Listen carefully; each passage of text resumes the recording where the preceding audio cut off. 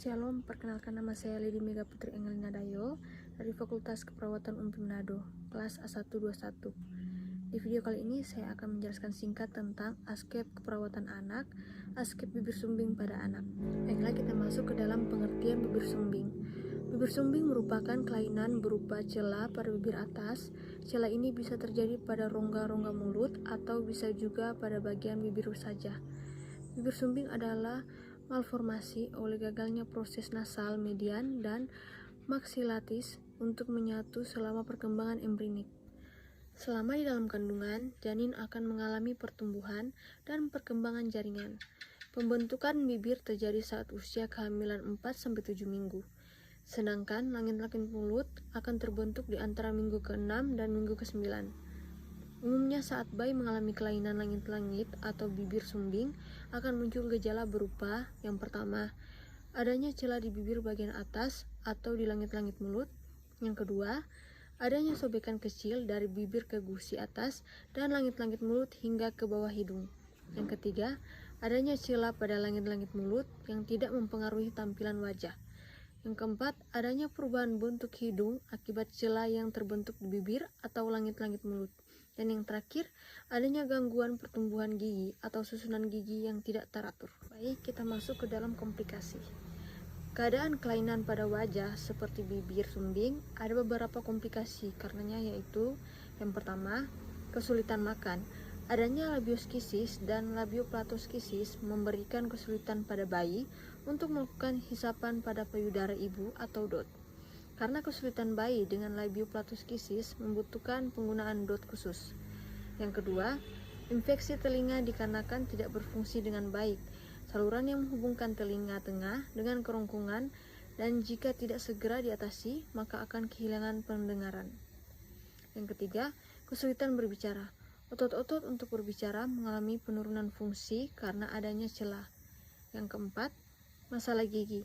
Ada celah bibir, gigi tumbuh tidak normal atau bahkan tidak tumbuh sehingga perlu perawatan dan penanganan khusus. Yang berikutnya, pengobatan bibir sumbing. Pengobatan bibir sumbing bertujuan untuk memperbaiki kemampuan makan dan minum anak, memaksimalkan kemampuan bicara dan mendengar, serta memperbaiki tampilan wajah. Untuk tahap operasi, tahapan sebelum operasi, dokter akan melakukan persiapan dengan memasang alat khusus di bibir, mulut, atau hidung anak. Hal ini bertujuan untuk meningkatkan hasil perbaikan bibir sumbing. Ada 4 tahapan operasi. Tahapan yang pertama, operasi bibir sumbing. Operasi ini bertujuan memperbaiki bibir sumbing dan menutup celah bibir. Dilakukan saat bayi berusia 3-6 bulan. Tahap yang kedua, operasi langit-langit sumbing. Operasi ini bertujuan untuk menutup celah dan memperbaiki langit-langit mulut, kemudian dijahit. Dilakukan saat bayi berusia 6-18 bulan. Untuk operasi lanjutan dilakukan pada usia 8-12 tahun. Tahap yang ketiga, operasi pemasangan tabung telinga. Tabung telinga dipasang pada bayi berusia 6 bulan. Dan tahap yang terakhir, operasi untuk memperbaiki penampilan. Operasi tambahan ini untuk memperbaiki penampilan mulut, bibir, dan hidung. Operasi ini dilakukan saat anak menginjak usia remaja sampai menjelang dewasa. Kita masuk ke dalam kasus. Pengkajian. Identitas pasien. Nama Adrian, umur 10 bulan. Diagnosa medis bibir sumbing. Riwayat kesehatan, yang keluhan utama adanya celah bibir bagian kiri dan kesulitan menghisap ASI atau makanan. Riwayat penyakit sekarang, pasien mengalami kesusahan menghisap ASI dan berbicara. Riwayat penyakit keluarga, ada anggota keluarga yang menderita kelainan seperti pasien. Analisa data. Yang pertama, data. Ibu klien mengatakan klien susah menghisap ASI. Etiologi, ketidakadanya kekuatan bayi untuk menghisap. Masalah, menyusui tidak efektif. Yang kedua, ibu pasien mengatakan pasien susah menelan ASI dan makanan. Etiologi, gangguan menelan. Masalah, risiko aspirasi. Yang ketiga, ibu pasien mengatakan pasien sulit untuk berbicara. Etiologi, kesulitan berbicara. Masalah, hambatan komunikasi. Untuk diagnosa keperawatan, yang pertama, menyusui tidak efektif berhubungan dengan refleks hisap bayi buruk. Yang kedua, risiko aspirasi berhubungan dengan gangguan menelan. Yang ketiga, hambatan komunikasi verbal berhubungan dengan kesulitan berbicara. Baiklah, di sini saya akan membacakan intervensi keperawatan. Diagnosa keperawatan. Yang pertama, menyusui tidak efektif berhubungan dengan ada kekuatan refleks menghisap bayi. Tujuan dan kriteria hasil. Tujuan, setelah dilakukan tindakan keperawatan selama 1x8 jam, diharapkan tingkat menyusui tidak efektif dapat teratasi. Kriteria hasil.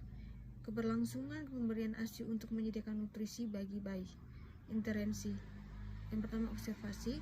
Identifikasikan fungsi marah, frustasi, dan amuk bagi pasien. Identifikasi hal yang telah memicu emosi. Terapeutik. Fasilitasi mengungkapkan perasaan cemas, marah, atau sedih. Buat pernyataan suportif atau empati selama fase berduka.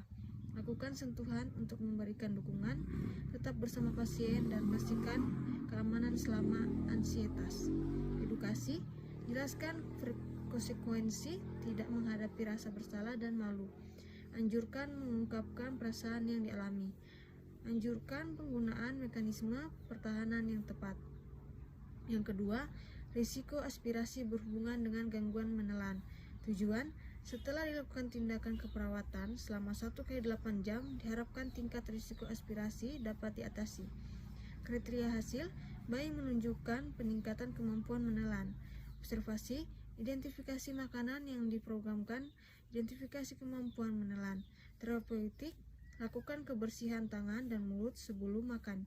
Biarkan posisi semi-flower saat makan, sediakan sedotan sesuai kebutuhan. Pertahankan perhatian saat menyusui. Yang terakhir, hambatan. Komunikasi berhubungan dengan berbicara. Tujuan, setelah dilakukan tindakan keperawatan selama 1x8 jam, diharapkan hambatan komunikasi dapat teratasi. Kriteria hasil, mampu mengomunikasikan kebutuhan dengan lingkungan.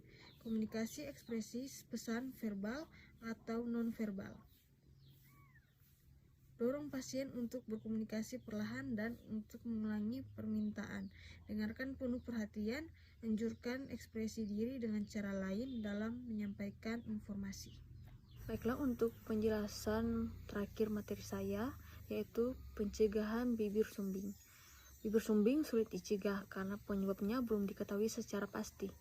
Namun, ibu hamil dapat melakukan beberapa langkah untuk menuruni risiko terjadinya bibir sumbing, yaitu yang pertama, melakukan pemeriksaan genetik ke dokter jika ada anggota mengalami bibir sumbing. Yang kedua, melakukan pemeriksaan kehamilan secara teratur sesuai jadwal yang dokter tentukan. Yang ketiga, menjalani gaya hidup sehat selama hamil seperti mengonsumsi makanan yang sehat serta mengandung asam folat. Dan yang terakhir, tidak menggunakan obat atau suplemen secara sembarangan tanpa anjuran dokter.